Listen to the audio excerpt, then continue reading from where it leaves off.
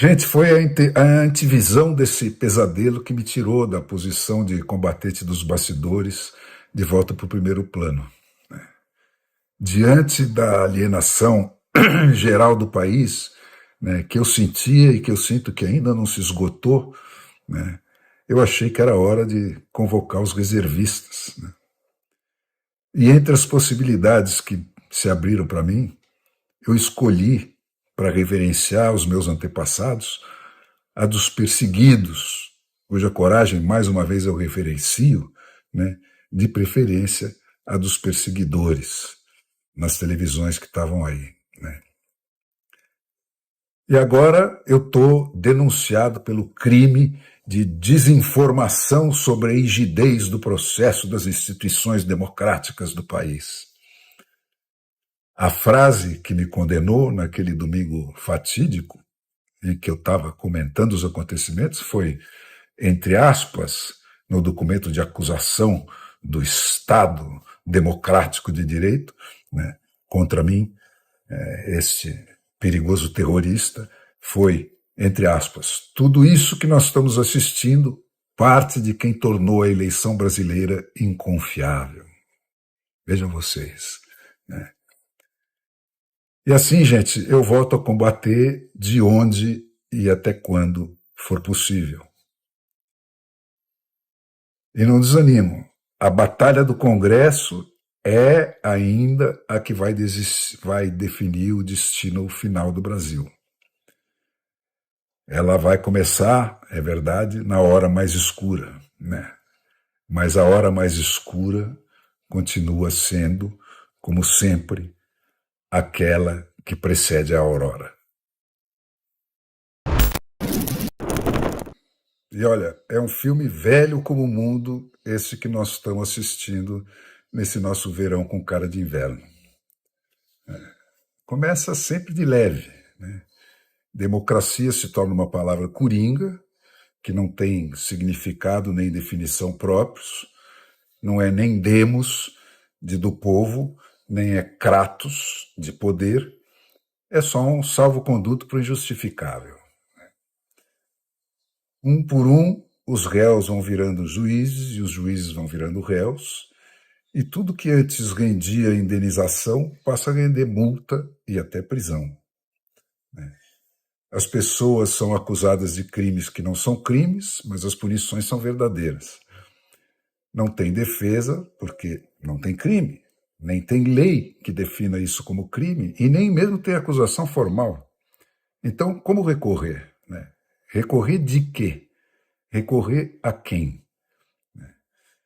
E a tudo isso chamam Estado Democrático de Direito. Quando o pessoal abre o olho, as instituições já estão tomadas. Mas tem uma pedra no meio do caminho tem uma pedra. O país resiste a aceitar o logro. As polícias e as forças armadas resistem a aceitar o logro. E aí vem o golpe de Estado. O vandalismo, que até ontem foi um direito da classe operária, evolui para terrorismo. Né? E os ataques aos símbolos da autoridade pervertida viram tentativa de golpe de Estado.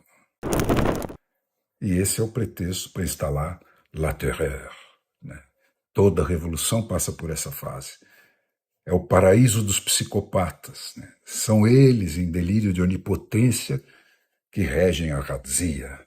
Né? Para que nenhuma resistência ouse se levantar, é fundamental demonstrar que ninguém está a salvo, que nenhum limite vai ser respeitado e que tudo que é mais sagrado pode e tem que ser violentado.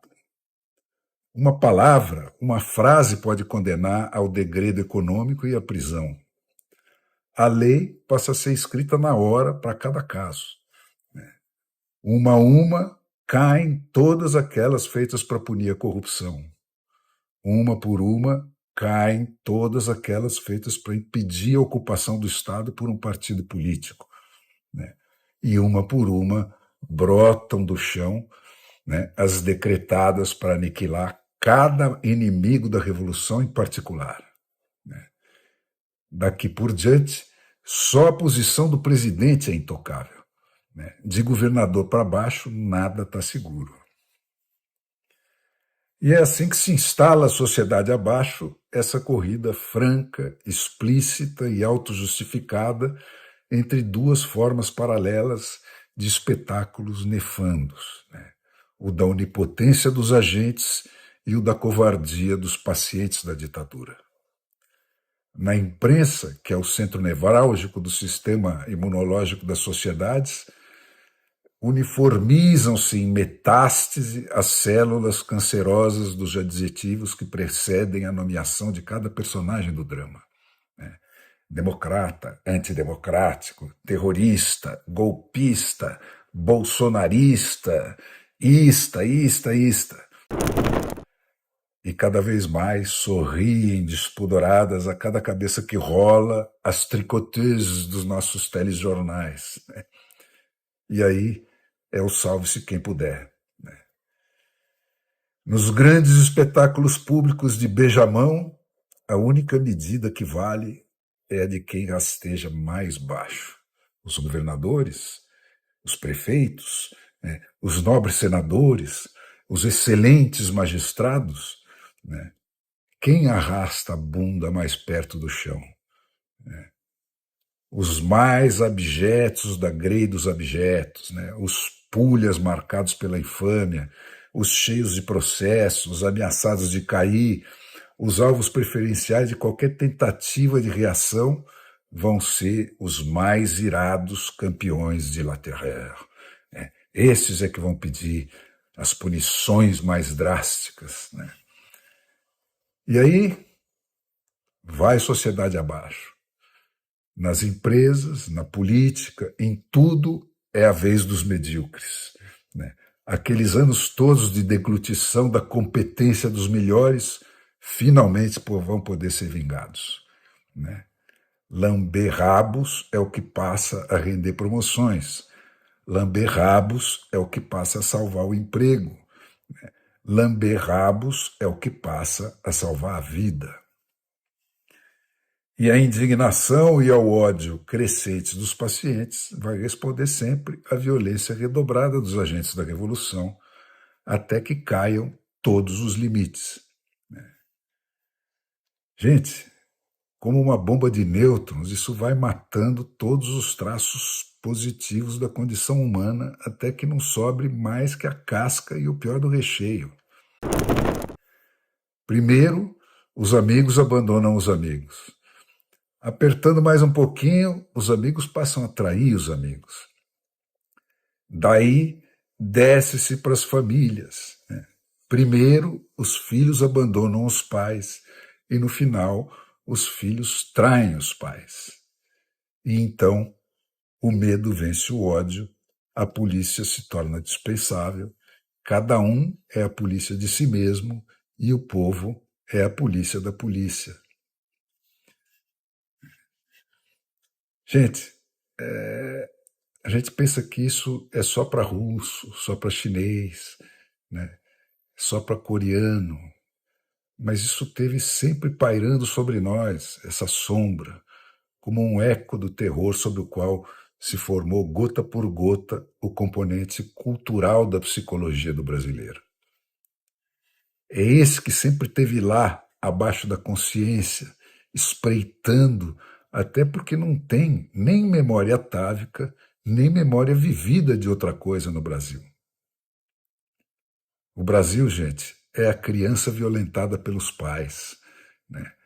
A origem disso remete a 1808 e ao resumo da Revolução Protestante, que foi aquela revolução que, depois de milênios de opressão, uma revolução educacional, né, depois de rios de sangue, de suor e de lágrimas, finalmente estabeleceu a ideia máter da democracia moderna, né, que é a ideia de que não existe mais o pecado por pensamentos e palavras, a ideia de que não existe mais o pecado que justifica tortura porque não permite a produção de prova. Pensou ou não pensou? E tá, ferro em brasa e tá, né? Como que você vai provar? Só existe pecado pelas obras, proclamam os protestantes, porque essas são palpáveis, essas são concretas, essas estão lá ou não estão lá. E é disso que nasce o mundo novo. É daí que começa o império da ciência. Mas a resposta dos soldados de Cristo, né, a resposta dos jesuítas, que por 400 anos tiveram o monopólio da educação no Brasil, é a contra-reforma. Né? A ferro e fogo tem que ser detido esse ataque da verdade fora do nosso controle sobre o dogma que é nosso. Né? Essa invasão bárbara do dogma que é a muralha em torno do nosso esquema de poder. O pecado por obra, o pecado contra a propriedade alheia, que ao longo do caminho formou o caixa de todo o movimento, né, esse releve-se. Né? Proíba-se de falar nele até que ele desapareça. E agora sim, só existe pecado por pensamentos e palavras. Só existe pecado para quem o inquisidor quiser que tenha pecado. É assim que faz, gente. Tortura e fogueira para os hereges, escravidão e chicote para os não brancos. E o silêncio é o máximo de resistência tolerada. E com isso, a mentira se impõe e se justifica como um fator decisivo de sobrevivência. Meia dúzia de gerações de intervalo quase democrático não foram capazes de nos curar disso. E não demora muito. E essa revolução sem utopia, essa revolução sem a promessa de um mundo melhor, essa revolução da violência pela violência, apenas porque ela se tornou possível, né? Apenas porque a informática fez a violência ficar preciso bastante para tanto, instala tudo isso de volta no nível da consciência. A história, gente, é a psicanálise das sociedades. E a questão agora é de tempo. Ainda que o mundo nos arraste outra vez para a libertação lá na frente, um dia, né, todos que estiverem vivos terão compactuado com a ditadura. E não havendo inimigo externo, todos serão culpados. E isso condenará o passado a permanecer oculto. É o que aconteceu em todas as Rússias, em todas as Chinas da vida. Né? E aí a ditadura se reconstituirá, volta após volta no círculo, com alguma cara nova. A de um Estado bandido, chefiado por algum rei, né, formado nos porões de uma polícia política, inteiramente estruturada em cima da corrupção e do crime organizado, tem sido o padrão mais recorrente. E é isso que ninguém se iluda, que se anuncia nesse nosso verão com cara de inverno. Né? É a isso que a geração presente ameaça condenar todas as gerações futuras de brasileiros.